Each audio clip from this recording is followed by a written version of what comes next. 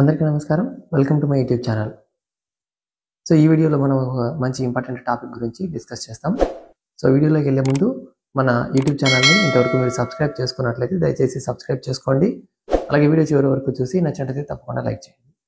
చాలామంది రైతులు, ముఖ్యంగా జీవాలు పెంచుకుంటున్నటువంటి రైతులు, గొర్రెలు, మేకలు దానా పెట్టాలి అని అనుకుంటే సాధారణంగా పశువులకు లభించేటువంటి దానా ఎక్కువగా మనకు మార్కెట్లో అందుబాటులో ఉంటుంది.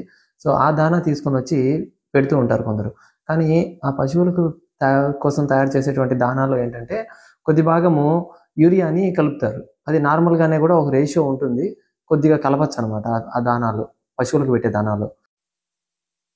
ఆ కొద్ది భాగం యూరియాని పశువులు అరిగించుకునేసి దాన్ని ప్రోటీన్గా కన్వర్ట్ చేసుకొని పశువుల శరీరానికి ఉపయోగపడుతుంది. కానీ జీవాలు మాత్రం ఈ యూరియా అనేది టాక్సిక్గా తయారైపోయేసి వాటి శరీరంలో దుష్ప్రభావాన్ని చూపించడానికి అవకాశం ఉందన్నమాట. కాబట్టి మ్యాక్సిమం వీలైనంత వరకు మనకు ఎక్కడ కూడా కానీ ఆ ప్యాకింగ్ పైన రాయడనమాట యూరియా వాడాము, ఇంత వాడాము అనేసి.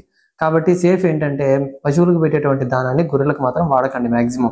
లేదు మీకు ఖచ్చితంగా ఈ మ్యానుఫ్యాక్చరర్ మీకు తెలుసు, తయారు చేసే వాళ్ళు ఖచ్చితంగా ఇది చేయలేదు, ఇది కేవలం గొర్రెలకు మేకల కోసం తయారు చేసిన దానానే అంటారా, అలాంటిది మాత్రం మీరు ఎట్టి పరిస్థితుల్లో హ్యాపీగా వాడుకోవచ్చు, ఇబ్బందే లేదండి.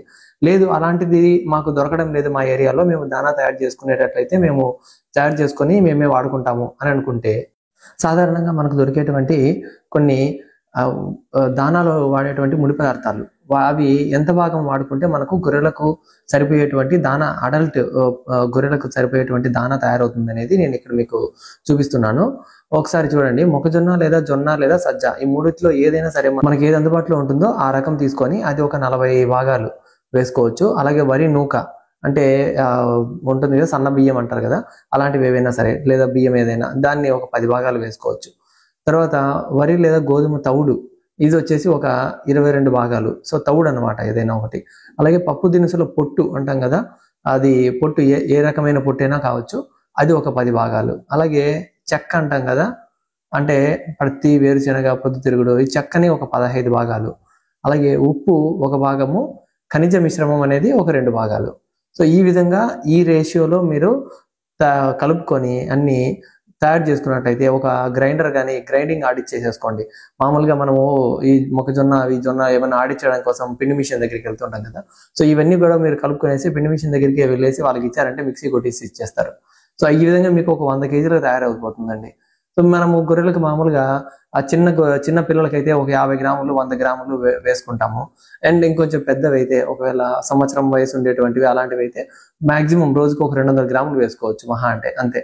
సో మనము ఒక 100 కేజీలు తయారు చేసి పెట్టుకున్నామంటే మనకు ఎన్ని జీవాలు ఉన్నాయో వాటిని బట్టి మనము ఈ రేషియోలో, ఆ క్వాంటిటీలో మనము రెగ్యులర్గా వాడుకుంటూ ఉండొచ్చు అనమాట. దీనివల్ల జీవాలు అనేవి తొందరగా బరువుకు రావడము, మనకు మార్కెటింగ్ వెయిట్, ఆరోగ్యంగా ఉండడము, ప్రోటీన్ డెఫిషియన్సీ లేకుండా, జబ్బులు పడకుండా ఆరోగ్యంగా హెల్తీగా ఉంటాయి, బరువులు తొందరగా వస్తాయి. సో ఇవి ఈ దానా తయారు చేసుకోవడానికి కావాల్సినటువంటి వివరాలు అనమాట.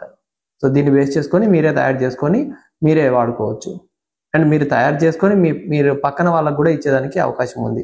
కాస్ట్ బేసిస్ మీద మీకు ఎంత అయిందో ఖర్చు చూసుకొని, ఆ ఖర్చు తీసుకొని మీరు మీ చుట్టుపక్కల వాళ్ళకు కూడా మీరు అందించేదానికి దానా, జీవాలకు దానా అనేసి ఒక లేబుల్ పెట్టుకొని మీరే అందించుకోవచ్చు, మీరే అమ్ముకోవచ్చు అనమాట మీ ఊర్లో. సో ఇలాంటి అవకాశం కూడా ఉంది. సో ఓకే, సో ఈ వీడియో మీకు ఉపయోగపడింది అనుకుంటున్నాను. వీడియో నచ్చినట్లయితే తప్పకుండా లైక్ చేయండి. Thank you for watching.